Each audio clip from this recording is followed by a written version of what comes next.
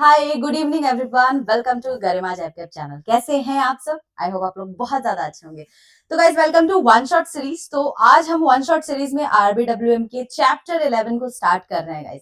आप सभी को पता है कि यहाँ पर जितने भी इंपॉर्टेंट टॉपिक्स है जिससे आपके जैब एग्जाम्स ने क्वेश्चंस किया है उन सारे टॉपिक को हम डिस्कस करते हैं, राइट। तो यहाँ पर पीवाईक्यू एमसीक्यू सारी चीजों को देखते हैं। अगर कोई पीवाईक्यू आ रखा है उसको हम डिस्कस करते हैं, राइट। तो चलिए यहाँ पर चैप्टर 11 का अगेन ये पार्ट 1 है गाइज, रेमिटेंस प्रोडक्ट। तो पार्ट 1 से तो आपके क्वेश्चंस आए हैं एग्जाम में, तो हम उसको देखेंगे। पार्ट 2 भी मैं लेकर के आऊंगी, the part 2 is not that much important, still हम उसको भी पढ़ेंगे। तो हर एक टॉपिक को हम पढ़ेंगे जिससे एग्जाम्स ने क्वेश्चंस पूछा है या जिससे कभी कभी क्वेश्चंस आए हैं उसको भी डिस्कस करेंगे, ठीक है। नए हैं मेरे चैनल पे तो सब्सक्राइब करके जरूर जाइएगा गरिमा जैप के चैनल को। चलिए, किनके लिए फ्रूटफुल होने वाला है? जो लोग भी डीबीएफ का पेपर दे रहे हैं और जो लोग भी जैब एग्जाम्स दे रहे हैं, उन दोनों के लिए ये video exam point of view से बहुत ज्यादा रेलिवेंट है। तो चलिए यहाँ पर हम सबसे पहले रेमिटेंस प्रोडक्ट में रेमिटेंस समझते हैं। रेमिटेंस का क्या मतलब होता है गाइस? जब हम ट्रांसफर करते हैं मनी को from one place to another place या from one person to another, domestically या इंटरनेशनली, तो इसे ही रेमिटेंस कहा जाता है, ट्रांसफर ऑफ मनी, ठीक है। तो ट्रांसफर ऑफ जब मनी करते हैं तो उसी को रेमिटेंस बोलते हैं। तो दो तरीके के ना गाइस आपको अप्रोचेस रेमिटेंस में देखने को मिलता है, एक है ट्रेडिशनल और एक है मॉडर्न। अगर मैं ट्रेडिशनल मेथड की बात करूं तो ट्रेडिशनल आपका वो ओल्डर मेथड है ना जिसमें काफी लंबे समय लगते थे जब आप मनी को ट्रांसफर करते थे। यानी कि राम श्याम को मनी भेज रहा है ना, तो उस केस में 2 से 3 दिन का टाइम लग जाता था। तो बड़ा ही लंबा प्रोसेस था जो पहले वाला ओल्ड आपका ट्रेडिशनल अप्रोचेस था। क्योंकि कैसे जाते थे उसमें मनी? चेक और बैंकर्स चेक के थ्रू जाता था, डिमांड ड्राफ्ट के थ्रू और टेलीग्राफिक ट्रांसफर। टेलीग्राफिक ट्रांसफर तो सबसे स्लो था, ठीक है, इसमें और ज्यादा लंबा समय लगता था। नाउ उसके बाद आया गाइस आपका मॉडर्न अप्रोच। जैसे जैसे टेक्नोलॉजी आई, जैसे जैसे डिमांड्स बढ़ते गए, वैसे वैसे आपकी अप्रोचेस में भी चेंजेस आते गए। तो अब आया जिस अप्रोच को हम बोलते हैं मॉडर्न अप्रोच। तो मॉडर्न अप्रोच में क्या आ गया? एनईएफटी हो गया, आरटीजीएस हो गया, आपका ईसीएस हो गया, नैश सिस्टम हो गया, एईपीएस हो गया एंड बीबीपीएस हो गया। तो पूरा का पूरा चैप्टर ही आपका मॉडर्न अप्रोचेस से है, रेमिटेंस प्रोडक्ट का, ठीक है। तो आज जो हम टॉपिक पढ़ने वाले हैं वो नेफ्ट, आरटीजीएस और ईसीएस के बारे में पढ़ेंगे। रेस्ट 3 को हम पार्ट 2 में डिस्कस करेंगे, ठीक है। तो चलिए स्टार्ट करते हैं और मॉडर्न अप्रोचेस को देखते हैं कि किस तरीके से मॉडर्न अप्रोचेस ने कस्टमर्स के और बैंक के ट्रांजेक्शन्स को स्मूथ और सिक्योर बनाया है, ठीक है। चलिए, तो एनईएफटी की बात करेंगे। फुल फॉर्म क्या होता है? National electronic fund transfer. तो ये क्या है गाइस? तो ये आपको इंट्रोड्यूस किया गया था रिजर्व बैंक ऑफ इंडिया के द्वारा। तो ये बेसिकली एक इलेक्ट्रॉनिक फंड ट्रांसफर करने का जरिया है जिससे वन पर्सन अनदर पर्सन को इजिली इलेक्ट्रॉनिक फॉर्म में मनी को ट्रांसफर कर सकता है, ठीक है। तो ये फास्ट रिलायबल फंड ट्रांसफर है अक्रॉस द इंडिया, जिसमें आपका पेपर वर्क की रिक्वायरमेंट नहीं होती है। क्यों? क्योंकि इलेक्ट्रॉनिकली आप पेमेंट कर रहे हो ना भाई, इलेक्ट्रॉनिकली कर रहे हो। तो इस केस में आपको पेपर वर्क की क्या रिक्वायरमेंट है? सारी चीजें आपकी डिजिटली स्टोर हो रही है, ठीक। चाहे आप नेट बैंकिंग के थ्रू कर रहे हो, किसी भी थ्रू से कर रहे हो, तो ये आपका एनईएफटी है। अच्छा, ये नेफ्ट यूज कौन करता है? तो देखिए, पहले तो अकाउंट होल्डर करता है, ठीक है। जिसका बैंक में अकाउंट है वो तो यूज करेगा ही नेफ्ट। लेकिन अगर कोई वॉक इन कस्टमर आ गया, यानी कि नॉन अकाउंट होल्डर, होता है ना बहुत बार कि कोई दूसरे बैंक का अकाउंट होल्डर होता है, वो आपके बैंक में आ जाता है नेफ्ट करने के लिए, क्या हम उनको अलाउ करते हैं? बिल्कुल करते हैं। वॉक इन कस्टमर को तो वो कर सकते हैं, लेकिन जो कैश ट्रांसफर होगा वो अप टू 50,000 से ज्यादा वो ट्रांसफर नहीं कर सकते अगर नॉन अकाउंट होल्डर है। तो ये दोनों चीजें आपको बड़ी अच्छे से याद रखना है। Now coming to Indo Nepal remittance. अब कोई नेपाल का बंदा है, इंडिया में जॉब कर रहा है, तो जब वो इंडिया में जॉब कर रहा है तो अपनी फैमिली को सपोर्ट करने के लिए वो इंडिया से नेपाल मनी ट्रांसफर करेगा ना, तो इसी को इंडो नेपाल रेमिटेंस बोलते हैं। वन वे फैसिलिटी होती है यहाँ पे कि इंडिया से वो नेपाल अपनी मनी अपनी फैमिली को भेज सकता है, लेकिन नेपाल से इंडिया मनी नहीं आएगा, ठीक है। तो इंडो नेपाल रेमिटेंस फैसिलिटीज बोलते हैं कि नेफ्ट जो है आपका सिर्फ वन वे सपोर्ट करता है, इंडिया से नेपाल मनी ट्रांसफर किया जा सकता है। तो लिमिट क्या होती है? 50,000 अगेन पर ट्रांजेक्शन यहाँ पर आपकी लिमिट होती है। आइए आगे बात करते हैं। आगे हम कुछ की फीचर्स देखेंगे। तो कैसे यहाँ पर फंड ट्रांसफर किया जाता है? तो वन ऑन वन आपका फंड ट्रांसफर किया जाता है, ठीक है। नेफ्ट इनेबल आपके ब्रांचेस होते हैं, उसके थ्रू आप वन ऑन वन फंड को ट्रांसफर करते हो। ये डिफर्ड नेट सेटलमेंट होता है गाइस, यानी कि बैचेस में आपके सेटलमेंट्स किए जाते हैं। अब जैसे मान लो अभी आपने 5,000 रुपए पे किया, ठीक है, ट्रांसफर करना चाहते हो अपने फ्रेंड को, तो अभी जो आने वाला, मान लो आपने 10 बजे नेफ्ट किया, तो आने वाला जो आपका बैच होगा ना, जो स्लॉट होगा, मान लो 10:30 में आपका स्लॉट होगा, तो 10:30 में ये 5,000 मनी को ट्रांसफर किया जाएगा आपके फ्रेंड के पास। तो बैचेस में होता है गाइस, यहाँ पर मल्टीपल लोगों के एक साथ हम यहाँ पर बैचेस में मल्टीपल लोगों के एक साथ ट्रांजेक्शन लेकर के बैचेस में यहाँ पर ट्रांसफर करते हैं। तो वन ऑन वन ऐसा नहीं होता है कि आपने किया तो आपका, जैसे आपने 5,000 किया तो तुरंत आपका 5,000 सेंड कर दिया जाएगा, नहीं, यहाँ पे बैचेस में काम चलता है। तो मल्टीपल ट्रांजेक्शन एक साथ बैचेस में किए जाते हैं। हर हाफ एन आवर पे ना गाइज आपका ये बैचेस चलता रहता है। ये आपका 24/7 365 डेज अवेलेबल होता है, इंक्लूडिंग हॉलीडेज। तो आप कभी भी नेफ्ट कर सकते हैं। तो एक बहुत अच्छा इलेक्ट्रॉनिक और फास्टर वे है, जिससे आप संडे वनडे को भी, हॉलीडे है तो भी आप नेफ्ट कर सकते हो इमरजेंसी पे। अच्छा, इसमें कोई मिनिमम और मैक्सिमम लिमिट होता है क्या गाइस? तो देखिए, नेफ्ट के केस में ना कोई भी मिनिमम और कोई भी मैक्सिमम, दोनों में से कोई भी लिमिट्स नहीं होते हैं। 1 रुपया भी आप नेफ्ट कर सकते हो गाइस, ठीक है, मैक्सिमम तो कोई लिमिट ही नहीं है। फॉर कैश बेस्ड ट्रांसफर, अगर कैश ट्रांसफर कर रहे हो, कैश के थ्रू कर रहे हो, तो 50,000 आपको लगता है।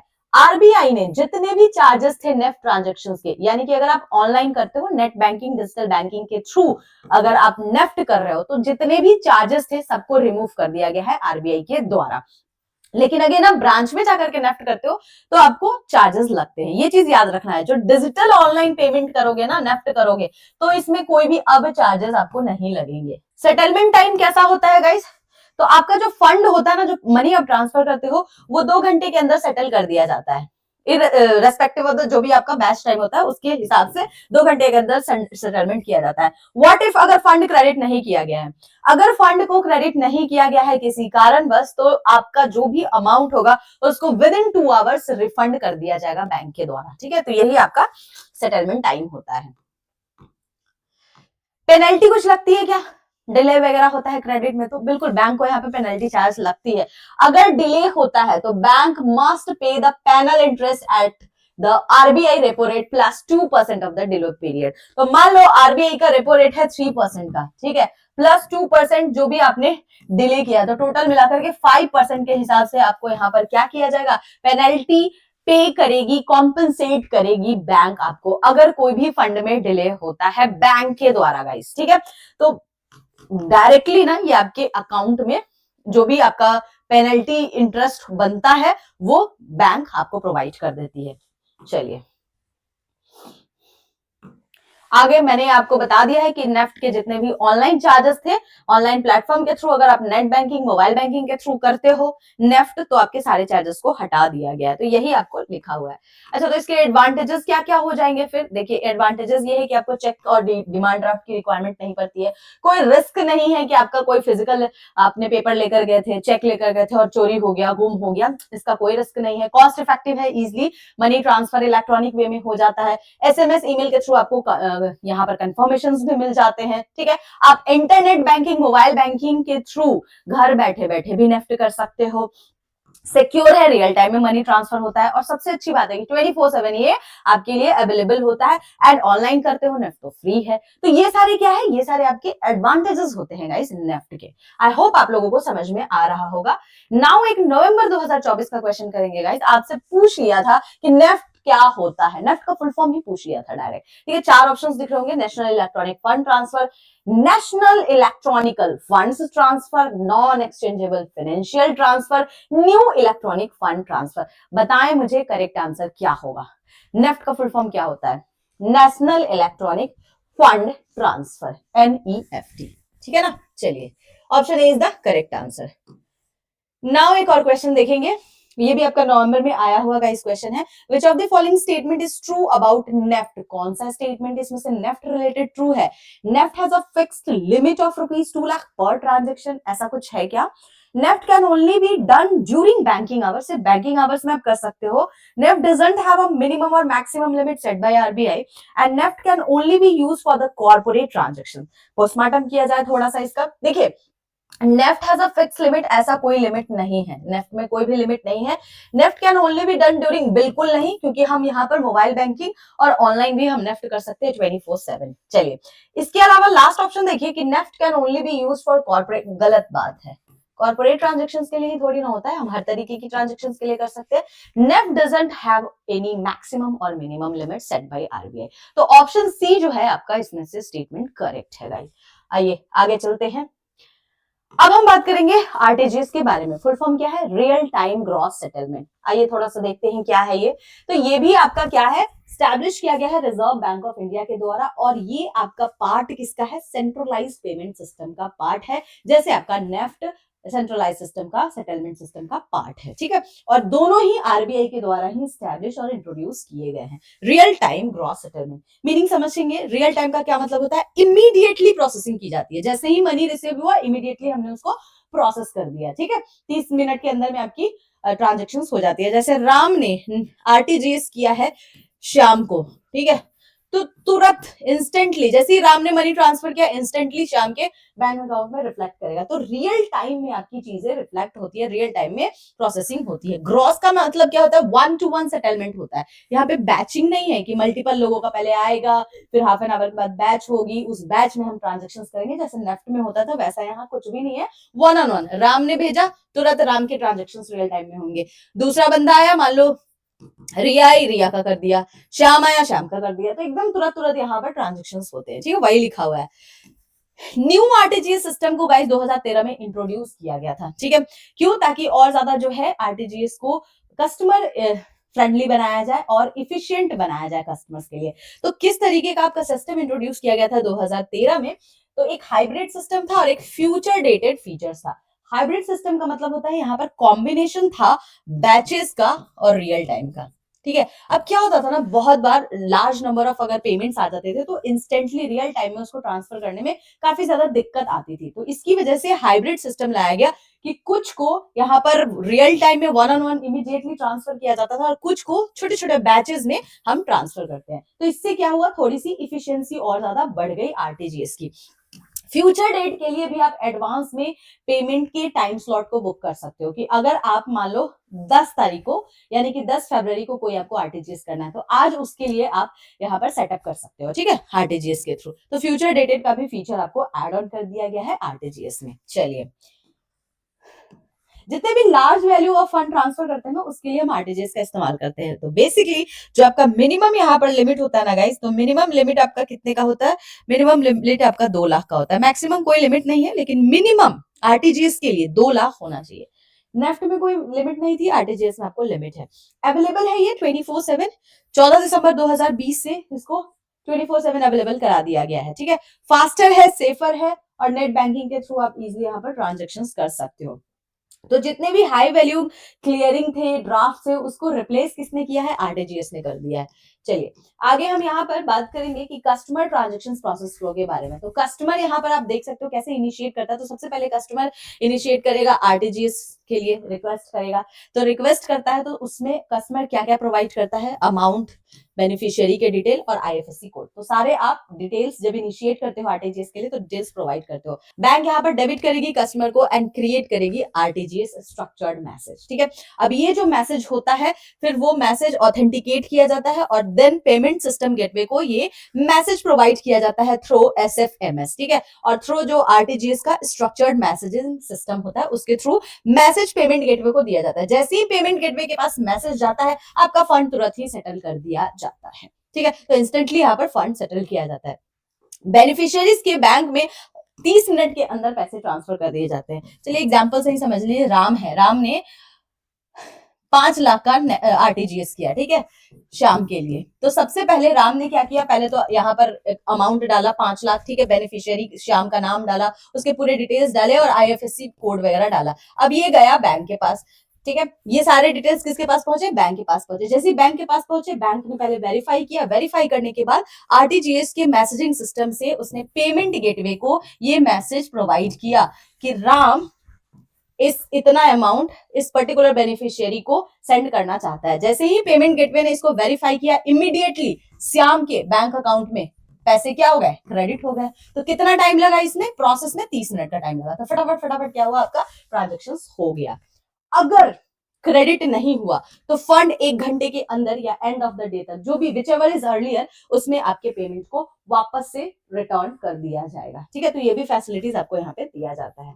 नाउ यहाँ पर हम एक बेसिक डिफरेंस देखने वाले हैं गाइस आरटीजीएस और नेफ्ट के बारे में। क्या क्या होता है देखिए, आरटीजीएस में ग्रॉस सेटलमेंट होता है, ग्रॉस सेटलमेंट मतलब one on one real time पे, लेकिन नेफ्ट में हमने देखा डिफर्ड नेट सेटलमेंट होता है, यानी बैचेस में होता है। ठीक है, प्रोसेसिंग रियल टाइम में आरटीजीएस में होती है, लेकिन यहाँ पर नेफ्ट में बैचेस में आवरली हाफ एन आवर पे एक बैच होता है, उस बैचेस में किए जाते हैं। मिनिमम अमाउंट आरटीजीएस में 2 लाख, मिनिमम आपको नेफ्ट में कोई भी लिमिट नहीं होती है। मैक्सिमम अमाउंट कोई भी अपर अमाउंट आरटीजीएस में नहीं, कितना भी कर सकते हो, और सिमिलरली आपको नेफ्ट में भी कोई अपर लिमिट नहीं है। ट्रांजेक्शन स्पीड की बात करें तो रियल टाइम में होता है तो फास्टर होता है। नेफ्ट में क्योंकि चीजें बैचेस में होती है गाइस, तो थोड़ा सा स्लो हो जाता है ये, थोड़ा कंपेयर टू आरटीजीएस। यहाँ पर देखोगे यूज केसेस की बात की गई तो आरटीजीएस किसके लिए बेस्ट है, जिनको अर्जेंट काम है और लार्ज नंबर ऑफ ट्रांजेक्शन करने हैं तो वो आरटीजीएस का इस्तेमाल कर सकते हैं। लेकिन जिनका स्मॉल वैल्यू ऑफ ट्रांजेक्शन है और उतना ज्यादा अर्जेंट नहीं है, ठीक है, तो वो नेफ्ट कर सकते हैं। अवेलेबिलिटी दोनों की ही देखोगे तो आपको 24/7 अवेलेबिलिटी है। कस्टमर की सुटेबिलिटी अगेन मैंने बताया हाई वैल्यू अगर आप ट्रांजेक्शन वगैरह कर रहे हो, और आपका नेफ्ट किसके लिए होता है, जनरल कस्टमर्स के लिए होता है। ठीक है, चलिए, तो ये आपका क्या होता है, आरटीजीएस और नेफ्ट के बीच का एक बेसिक डिफरेंस होता है। आई होप आपको समझ में आ गया होगा। आ गया है तो चलिए आगे चलते हैं और एक क्वेश्चन को करते हैं। What is the minimum amount required for a customer transactions under RTGS? एक मिनिमम क्या अमाउंट रिक्वायर्ड होता है, 50,000, 1 लाख, 2 लाख या 5 लाख? आरटीजीएस के लिए मिनिमम रिक्वायरमेंट कितने की होती है गाइस? तो आरटीजीएस के लिए 2 लाख की होती है। तो option number C is the correct answer. ठीक है ना, ऑप्शन सी हो जाएगा। इन आरटीजीएस ग्रॉस सेटलमेंट का क्या मतलब होता है? आरटीजीएस में ग्रॉस सेटलमेंट का मतलब क्या है? 4 ऑप्शंस दिए हैं। Transactions are netted at day end, transactions are settled batches wise, each transactions is settled individually and transactions are settled weekly. तो यहां पर ना ग्रॉस सेटलमेंट का मतलब है हर एक ट्रांजैक्शन को इंडिविजुअली सेटल किया जाता है, कोई नेटेड नहीं है, कोई बैच वाइज नहीं है, कोई वीकली नहीं है। Option C is the correct answer. ठीक है, चलिए अब बात करेंगे हम लोग ईसीएस के बारे में, इलेक्ट्रॉनिक क्लियरिंग सर्विसेज। अब ये क्या है गाइस? तो ये एक ऑटोमेटिक इलेक्ट्रॉनिक मेथड है जिससे आप बल्क पेमेंट या बल्क कलेक्शंस कर सकते हो। एग्जांपल से समझिए ये क्या है। मान लीजिए अभी अब बैंक का एग्जांपल लेंगे या कोई कंपनी ले लेते हैं। चलिए, एक कंपनी है XYZ कंपनी है, ठीक, ये कंपनी में 1000 एम्प्लॉय काम करते हैं। हर महीने की आखिरी तारीख को, ठीक है, 38 एवरी मंथ के 30 तारीख को यहां पर क्या किया जा रहा है, इनको सैलरी क्रेडिट की जा रही है, सैलरी क्रेडिट की जा रही है बाय दिस कंपनी। अब हर महीने क्या कंपनी इस चीज को याद रखेगी कि 1000 एम्प्लॉय को मुझे पेमेंट करना है? क्या इतना याद रखेगी? नहीं, उसको याद नहीं रखेगी। क्या करेगी यहां पर वो ईसीएस को सेटअप करेगी। ईसीएस को सेटअप करने का मतलब है कि ये तो रेगुलर बेसिस का रूटीन है ना कि हर महीने 1000 एम्प्लॉय को 30 तारीख को उनको सैलरी क्रेडिट करनी है मुझे। तो इस केस में ईसीएस आपको हेल्प करता है कि हर महीने की 30 तारीख को ऑटोमेटिकली XYZ कंपनी से पैसे पहुंच जाए हर एक डेडिकेटेड एम्प्लॉय के पास। ठीक है, तो ऑटोमेटिकली जो हमारा पेमेंट होता है, जो बल्क पेमेंट हम कर रहे हैं, जो रेगुलर बेसिस पे हमारा काम हो रहा है, उसके लिए हम ईसीएस का इस्तेमाल करते हैं। तो इसमें आपको फायदे क्या होते हैं? आपको डेट याद रखने की जरूरत नहीं है, आपको हजारों एम्प्लॉय का पूरा ट्रांजेक्शंस, नेम्स, सैलरी सब कुछ याद रखने की जरूरत नहीं है। एक बार आपने सारे डिटेल बैंक को प्रोवाइड कर दिया ताकि वो ईसीएस में उसको सेटअप कर दे और ऑटोमेटिकली हर महीने की 30 तारीख को उनके पैसे उनके पास चले जाएंगे। हाँ, व्हाट इफ की अगर उनकी सैलरी इंक्रीज हुई तो आप यहाँ पे नोटिफाई करोगे ताकि उसको मॉडिफाई कर दिया जाए। तो ये भी आपको ईसीएस में ऑप्शन होता है। तो चाहे आप बल्क पेमेंट कर रहे हो, चाहे आप बल्क पेमेंट रिसीव कर रहे हो। बल्क पेमेंट रिसीव कब किया जाता है? आप यूटिलिटी बिल भरते हो, ठीक है, तो आप अकेले तो नहीं भरते हो ना, बहुत सारे ऐसे कस्टमर होंगे जो यूटिलिटी बिल पे कर रहे होंगे। तो बहुत सारे कस्टमर पे कर रहे हैं एक सर्विस प्रोवाइडर को। तो यहाँ पे क्या हो रहा है? बल्क कलेक्शन हो रहा है। तो बल्क कलेक्शंस में भी ईसीएस आपको काफी ज्यादा हेल्प करता है। समझ में आ रहा है मैं क्या बताने की कोशिश कर रही हूँ? बिल्कुल समझ में आना चाहिए आप लोगों को।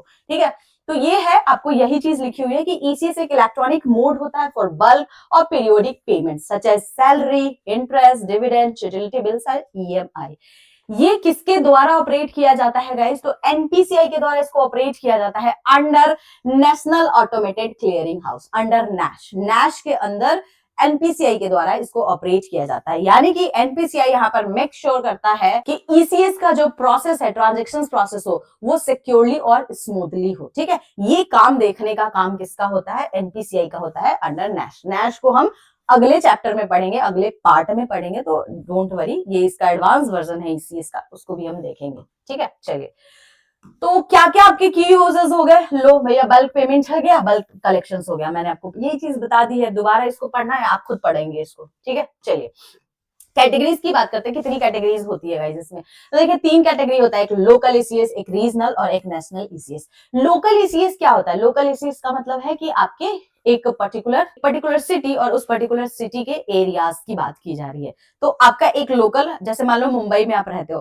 तो मुंबई के आसपास का जितना एरिया होगा उन सबके लिए एक लोकल ईसीएस बनाया गया होगा। तो टोटल कितने ईसीएस अक्रॉस द इंडिया है लोकल? तो 81 सेंटर्स ऑपरेट किए जा रहे हैं, लोकल 81 सेंटर है। ठीक है, cover the branches with in a city and near by area. ठीक, तो ये ऑपरेट किया जाता है बाय आरबीआई और जो भी आपके डेजिग्नेटेड बैंक होते हैं। सिमिलरली रीजनल होता है, तो रीजनल का मतलब है कि एक आपका टोटल आपको 9 ऐसे रीजनल इंडिया में सेंटर मिलेंगे ईसीएस के। ठीक है, तो आरईसीएस इसको बोलते हैं। अब जैसे मान लो कि आप रहते हो कर्नाटका में, ठीक है, तो कर्नाटका में आपका रीजनल ईसीएस है। ठीक है, अब कर्नाटका के अंदर जितने भी आपके शहर आते हैं, चाहे बैंगलोर आ जाए, मैंगलोर आ जाए, तो उन सबको ऑपरेट कौन कर रहा है? ये रीजनल ईसीएस कर रहा है। तो जितने भी कोर बैंकिंग इनेबल्ड ब्रांचेस होंगे उस पर्टिकुलर स्टेट और ग्रुप ऑफ स्टेट के अंदर, उसको मैनेज करने का काम रीजनल ईसीएस का होता है। ये भी आरबीआई के द्वारा ऑपरेट किया जाता है। अब आता है नेशनल ईसीएस, तो ये सेंट्रलाइज आपका ईसीएस सिस्टम होता है। ठीक है, इसको ऑपरेट किया जाता है एट मुंबई बाय आरबीआई। तो नेशनल इसका जो सेंटर है कहाँ है? मुंबई में है। ठीक है, वहीं से आरबीआई के द्वारा इसको ऑपरेट किया जाता है। ये भी आपका कैसा है? कोर बैंकिंग सॉल्यूशंस इनेबल्ड आपका ब्रांचेस है नेशन वाइड। ठीक है, तो ये आपका 3 तरीके का जो है ईसीएस होता है। तो आपको इतना नहीं याद रखना है, बट आपको पता होना चाहिए कि कितने तरीके के। एक लोकल है जिसमें 81 सेंटर्स में ऑपरेट हो रहा है, एक आपका रीजनल है 9 सेंटर्स में ऑपरेट हो रहा है, और एक आपका नेशनल होता है जो कि मुंबई में ऑपरेट किया जा रहा है बाय आरबीआई। ठीक है, चलिए आगे चलते हैं। तो गाइज अब बताओ मुझे कि एडवांटेजेस क्या क्या देखने को मिला ईसीएस के। तो सबसे पहले तो आपको चेक्स वगैरह इशू करने की जरूरत नहीं पड़ी। एक बार आपने मैंडेट, एक बार आपने ऑथराइज कर दिया, एक बार आपने ईसीएस सेटअप कर दिया, बस हो गया काम। एवरी टाइम आपको ईसीएस सेटअप करने की जरूरत नहीं है, एक बार में किया काम खत्म। रिड्यूस कर दिया ना आपके पेमेंट डिफॉल्ट रिस्क को, है ना? कर दिया कि नहीं बताइए। चलिए, कोई भी फॉलोअप्स लेने की जरूरत है नहीं, ऑटोमेटिकली है, तो इसमें कोई भी फॉलोअप्स की नहीं जरूरत है। अब सेव करता है ये आपके टाइम को, चाहे कोई कंपनी हो, चाहे कोई कस्टमर हो, उसको यूटिलिटी बिल पे करनी हो, आपके हर टाइम को वो सेव कर रहा है। चीजें आपको याद करने की जरूरत नहीं है भाई, बहुत सारे काम है आपके पास जिसको आपको याद रखना है। अब ये भी चीज आप याद रखोगे, तो इसी को आसान करने के लिए ईसीएस को लाया गया, ताकि आपकी थोड़ी जो डिफिकल्टी है उसको कम किया जाए बाय बैंक। फ्लेक्सिबल है मतलब आप कभी भी अमाउंट अकाउंट को चेंज करा सकते हो। जैसे मैंने आपको कहा, किसी की सैलरी बढ़ गई है ना, इंक्रीमेंट मिला, तो ऐसा थोड़ी हो कि उसको सेम ही पैसे जाएंगे, उसका तो अमाउंट का नंबर चेंज कराना होगा। तो ये आप इजिली मैंडेट करा सकते हो, चेंज करा सकते हो बैंक को बोल करके। कस्टमर विड्रॉ कर सकता है ईसीएस मैंडेट को डायरेक्टली फ्रॉम देयर बैंक। ठीक है, तो डायरेक्टली आप अपने बैंक से इसको ईसीएस को क्या कर सकते हो? विड्रॉ कर सकते हो, यानी कि स्टॉप कर सकते हो। अब हो सकता है कि आपकी कंपनी बंद हो रही हो, ठीक है, दिवालिया हो रहा हो, अब आप सारे एम्प्लॉइज को फायर कर रहे हो, अब आपको ईसीएस की रिक्वायरमेंट नहीं है, तो आप कभी भी आप इसको अपने बैंक में जाकर के इसको स्टॉप करा सकते हो। ठीक है, डेटा आपका सिक्योर होता है इसमें। ठीक है, इंक्रिप्टेड फॉर्म में होता है, जिसकी वजह से फ्रॉड से बचा जाता है, जिसकी वजह से फ्रॉड आपका डेटा इतना इंक्रिप्टेड होता है कि फ्रॉड वगैरह के चांसेस नहीं होते। तो सिक्योर है आपका ईसीएस। ठीक है, तो ये सारे आपके एडवांटेजेस हैं। आई होप आपको समझ में आया होगा। किन्हीं को नहीं आया तो प्लीज आप लोग कमेंट सेक्शन में मुझसे पूछिएगा। ECS transactions are now processed under which system operated by NPCI. तो ईसीएस ट्रांजेक्शंस जो है किसके द्वारा प्रोसेस किया जाता है? Under NPCI. RTGS, IMPS, NACH और CTS. What is the correct answer?